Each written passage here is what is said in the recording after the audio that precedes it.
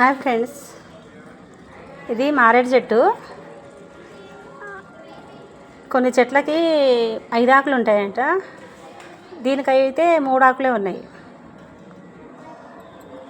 ఇది మారేడు చెట్టు అని పిలుస్తారా లేక వేరే పేర్లు కూడా ఉంటాయా?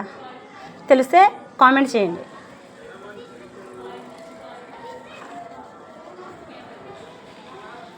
ఈ ఆకు 3 ఆకులు వచ్చినాయి. ఇవి ఒక ఆకు వచ్చి కొంచెం చిన్నగా వచ్చింది. ఒక 4 ఆకులు అలా తేడాకు వచ్చినాయి. ఇదైతే ఒకటే వచ్చింది.